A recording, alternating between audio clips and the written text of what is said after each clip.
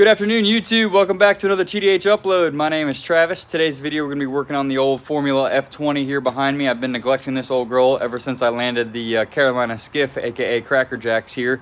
She's gotten all my time and my money and my effort, but she's been on the back burner waiting patiently, and I have been filming some stuff on and off, so I'm going to go ahead and share that footage with you guys.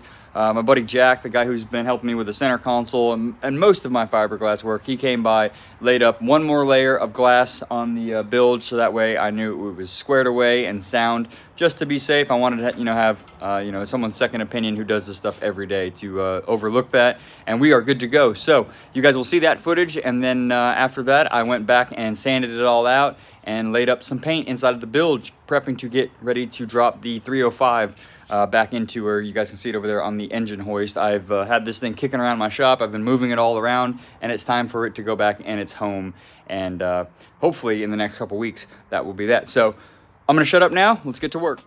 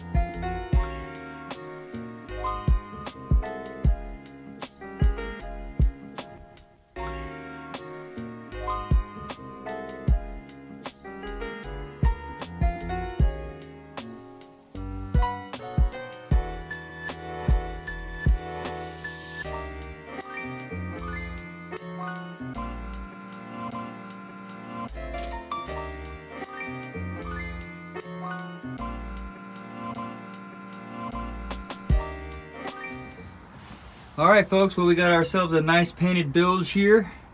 We've got the glass work that Jack helped me with, looking mighty fine. After we foam the bottom side of the floor and I go into glass the entire floors, I'll probably end up sanding around the edges and tabbing it in with some glass so that way it's all structural and sound. But other than that, we're looking real good. I'm not going to be painting up or sanding on the transom at all. I'm going to leave that as is. It won't be seen, and I'm not going to invest the money into that at this very moment. I'm honestly probably going to get this thing running with the engine in there and figure out what I'm going to do about the stern drive, whether I'll buy a new one, rebuild it, or try to run the current one, and then build a fuel tank, get this thing running, and I will probably end up letting it go on down the road so that way I can get another outboard boat. Probably end up getting a center console or something, and getting rid of this lake boat, because these are just, they're really not meant for Florida. Now that I have a better understanding and a better idea, I don't regret buying the boat. I really do want to keep a Formula. I would really like a V8 boat. It's just not in the budget at the moment, and for what I want to do, I'd rather invest some money into another one and obviously into my small business. But that's a whole nother realm of things. I just wanted to show you guys we've got this painted up and it's looking real good. The next thing is going to be trying to drop the engine in. We'll walk over there real quick and I'll show you guys the 305. Okay, so I'm kind of an idiot. I'm sure you guys have already noticed, but I rebuilt this entire 305 from the bottom up. She is ready to rock and roll. She has maybe 30 minutes on her of runtime, maybe 30 minutes. I've ran it, I think, 2 or 3 times since I've rebuilt it. Obviously the first one where I broke it in, and 2 other times. I just ran it probably about a month ago or so. The last thing I need to do is get the bell housing attachment onto there that mounts the motor in the boat. I just got to bolt that up, and then we're going to pressure wash the whole engine, get it cleaned up, and I'll most likely need a new fuel pump or lift pump right here. I think this one's on its way out, but other than that, guys, it's ready to go back in, and it needs to go back in because it's been taking up floor space, and I'm honestly tired of looking at it and trying to move it around and deal with it. It just needs to go back in the boat. So that's the game plan with that. I'm going to talk to my buddy across the way. He's got a forklift. He said that he'd be willing to let me use it to trade off some welding work. So I need to get up with him, figure out a good date on when he's available, and we'll get this thing cleaned up, get that bolted on, and swing her back in the boat. So that's the update for now, guys. I'm going to turn my attention to working on the center console, which you guys will see. And yeah, that is that.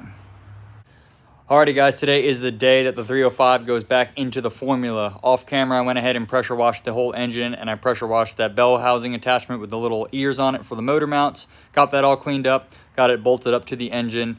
I air dried it. It's been sitting a few days, and now it is ready to go in. So we're going to hook this thing up to the forklift, swing it up in there, and I'm sure it'll be dark by the time we're all wrapped up, but I will show you guys when we're all said and done.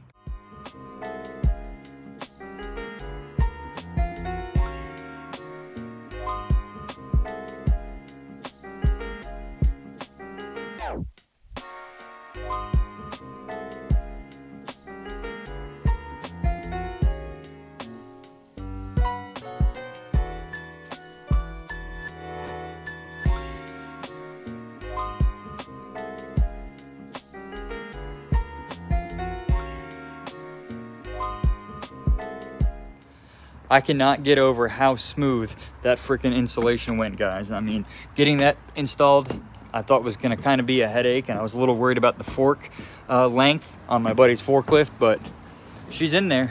She is good to go. All my friends, they went home. Well, my one buddy went home, and my other guy brought the forklift back to his shop, and he headed on home. So let me turn the camera around. I'm gonna have to turn the flash on so you guys can see the engine in, well, back in her home. So here it is. You guys can see it much better now. Let's go ahead and show you the rear motor mounts. Got that one in there. It's nice and hand tight.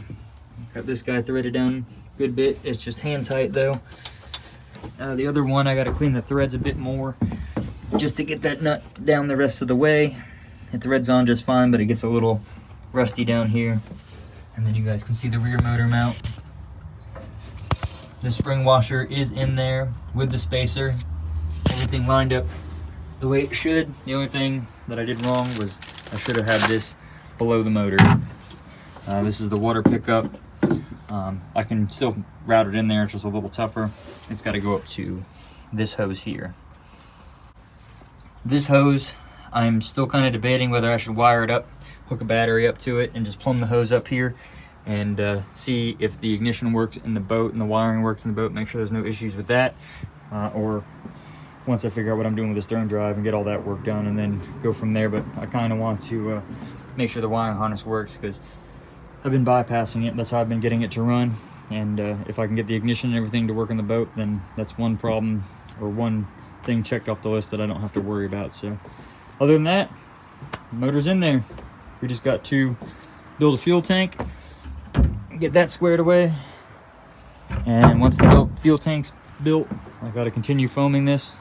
Won't lie to you guys, I kind of lost motivation after I priced out all the foam, and then I landed obviously Cracker Jacks, and she got all my time and money. So I do feel bad for the formula. I love this boat, just don't know if it was a good first boat, especially a big project like this. But hey, you live and you learn. Seems what I do on this channel. You guys have experienced all of my living and learning. The motor's in there, and I'm a happy camper. So we're gonna go ahead and put the cover back on this old girl, and I'm gonna get wrapped up for the night, and I'll go ahead and close out this video. All right, guys, as you can see behind me, she's under the cover, all wrapped up. I am so happy to have that motor out of my shop back into her home. We are one step closer to making this freaking boat run. In the coming weeks, I'm probably gonna spend some time on it. I wanna get wrapped up on the center console and all that good jazz. I'm sure you guys have been following along with the Carolina skiff. I don't need to explain anything further about why I stopped working on this. Obviously, she is the reason, and she's gotten all my time, attention, as I've said earlier in the video. So in the coming weeks, once I get the console mounted back into this thing, I'm gonna start buttoning her up. You guys heard me talk about that when I was inside of the boat. There's a few things that I wanna kind of hook up and test just before I start putting everything back together. I guess it doesn't really matter, but either way, I would like to see it run inside the boat before I stick the out drive back in it. And I mean, really, it's gonna be the foam and the fuel tank. Other than that, it's gonna be just labor, time, and paint. So that is that, guys. I mean, we're one step closer. I'm sorry if I'm letting some folks down about the formula. I'm hoping to get it actually in the water and actually use it a time or two before I end up letting it go. But you guys have seen all the work that I've done to it. There's no reason for me to let go of something if I haven't even enjoyed it yet. I've done that one too many times, and I don't regret it. But this, I really want to be able to go somewhere with it in the river or do something and enjoy it while I have it, and then let somebody else enjoy it and get something different. But anyways, sorry, I'm rambling. I will see you guys in the next upload. Thank you so much for watching. Have a good one. Later.